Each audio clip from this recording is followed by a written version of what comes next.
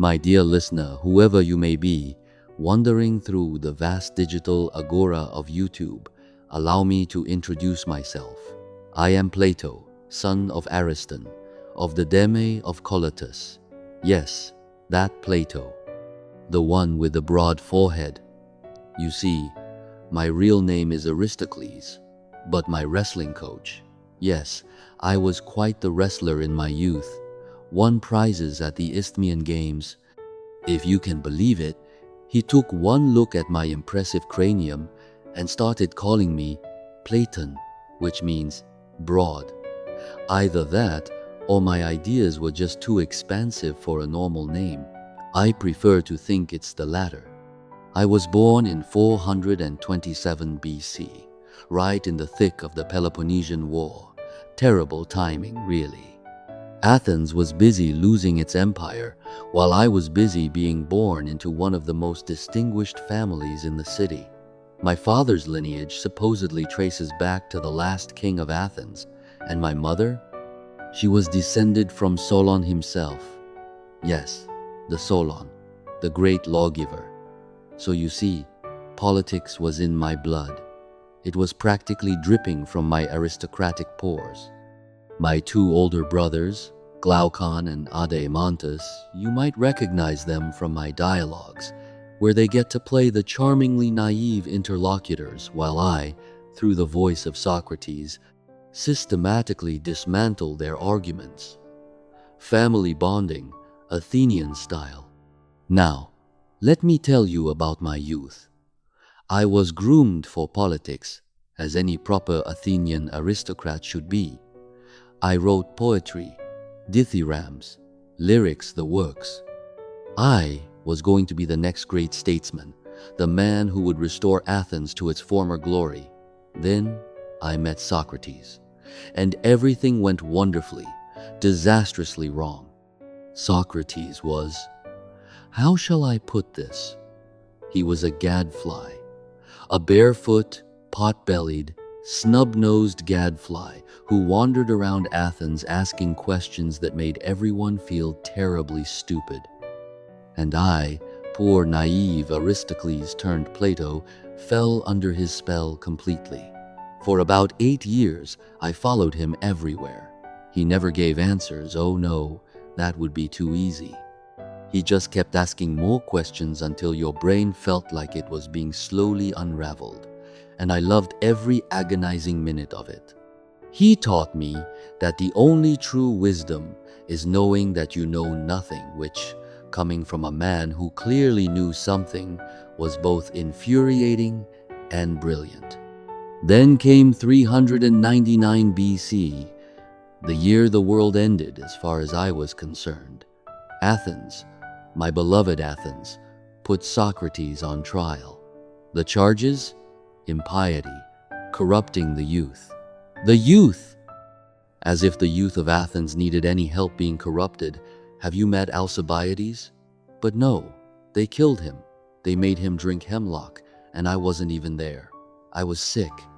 Sick with grief, sick with rage, sick with the sheer, unbearable injustice of it all. That was the moment I lost faith in democracy. You see, democracy had just been restored after the 30 tyrants, my own relatives, by the way. Critias and Charmides, my mother's cousins, were among them.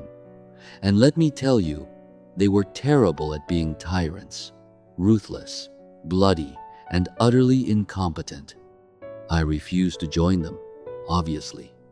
But when the Democrats came back and killed Socrates, that was it. I decided that every existing form of government was hopeless. The only solution, I concluded, was to make philosophers kings, or kings philosophers. Yes, I know how that sounds. Typical philosopher, you're thinking, wants to run the world. But hear me out, it made perfect sense at the time. So I left Athens. I traveled. I went to Megara, to Egypt, to Cyrene, to southern Italy. I studied mathematics, astronomy, music, everything I could get my hands on. I was like a philosophical sponge, soaking up all the wisdom of the known world. And then, around 388 BC, I made the biggest mistake of my life. I went to Sicily. Syracuse. Oh, Syracuse. The city of excess, debauchery, and truly spectacular poor life choices. I was invited to the court of Dionysius I, the tyrant, and I thought, this is my chance. I'll turn this tyrant into a philosopher king. I'll show the world that my theory works. Dear gods, was I naive? Dionysius I was. Well, he was paranoid.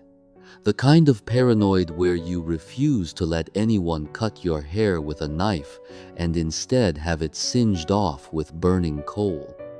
The kind of paranoid where you strip your own son naked to make sure he's not hiding a weapon. The kind of paranoid where you execute a soldier for drawing a map in the dirt with a javelin. And I, in my infinite wisdom, decided to lecture this man about justice, moderation, and the importance of a well-ordered soul. I told him, and I quote myself here, because I'm rather proud of it, that even a tyrant who lives in luxury is a slave to his passions. I told him that true happiness comes from justice, not from orgies and wine. I told him that a man can be happy even if he's enslaved, as long as his soul is in order. Dionysius's response? He sold me into slavery. Yes. The great philosopher Plato, descendant of kings, student of Socrates, was put on the slave block in the marketplace of Syracuse. He figured quite cleverly, I must admit, that if my philosophy was true, being enslaved wouldn't bother me at all. After all, I'd still have my well-ordered soul, wouldn't I? Touché, Dionysius, touché. Fortunately, I was ransomed by a friend, a Cyrenaic philosopher named Anaxagoras. I returned to Athens, humiliated but wiser, and did what any sensible philosopher would do after being sold as merchandise. I started a school. I called it the Academy, after the hero Academus. And I put a sign over the door that said, "Let no one ignorant of geometry enter here." It kept out the riffraff, and also, unfortunately, most of my relatives. The Academy was my greatest achievement. For 40 years, I taught philosophy, mathematics, astronomy, music, everything I had learned in my travels. I wrote dialogues, lots of them. The Republic, the Symposium, the Phaedo. I put words in Socrates' mouth and made him say all the things I wished he'd said while he was still alive. It was therapeutic, really. I wrote about the forms, about the ideal city, about the immortality of the soul. I wrote about love, though I must say, modern interpretations of Platonic love are hilariously off the mark. I was talking about the love of wisdom, people, not whatever it is you think I was talking about. But I never quite gave up on politics. Oh no, I was too stubborn for that. I went back to Sicily, twice. The first time, Dionysius I had died, and his son Dionysius II, who was somehow even less suitable for philosophy, took over. I went at the urging of my friend Dion, the tyrant's brother-in-law. Dion was a good man, a genuine lover of philosophy. He thought we could turn the younger Dionysius into a philosopher king. I should have known better. The second Dionysius was just as paranoid as the first, and twice as jealous. He eventually exiled Dion, and I barely escaped with my life.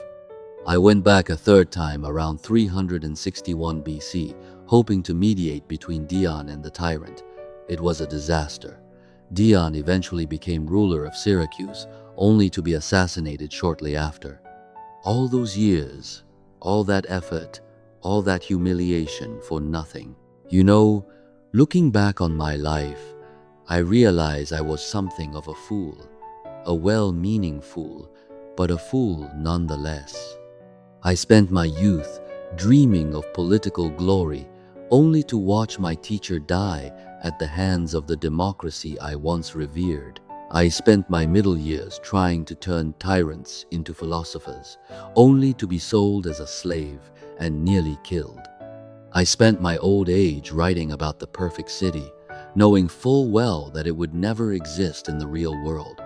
And yet, and this is the important part, I wouldn't change a thing, because out of all that failure, all that humiliation, all that spectacular poor judgment, came something beautiful: the academy, the dialogues, the ideas that would shape Western thought for 2,000 years. I may have failed as a politician, but I succeeded as a philosopher. And isn't that the whole point? The world of the senses is just a shadow, a pale, flickering imitation of the real world, the world of forms. The politicians, the tyrants, the Democrats, they're all chasing shadows. But the philosopher? The philosopher chases the light. So here I am, at the end of my life, or rather, at the end of this recording, since I died in 347 BC at the ripe old age of 80. I'm dictating this from my academy, surrounded by students who will never fully understand me, writing dialogues that will be misinterpreted for millennia. And you know what? I'm perfectly happy, because I've done what I set out to do. I've shown that there's more to life than politics, more to truth than opinion, more to reality than what you can see and touch. And if none of that makes sense to you, dear listener, well, that's all right. As my dear teacher Socrates used to say, the only true wisdom is in knowing you know nothing. Though between you and me, I think I know a little bit more than nothing. But don't tell anyone I said that. It would ruin my reputation. Now, if you'll excuse me, I have a dialogue to write. Something about justice, probably, or love, or the nature of reality. Honestly, at this point, they all start to blend together. But that's philosophy for you. It's all connected, you see. Everything is connected, just like my broad forehead and my even broader ideas. Thank you for listening. And remember, if a tyrant ever offers to make you his court philosopher, run. Trust me on this one. I learned the hard way.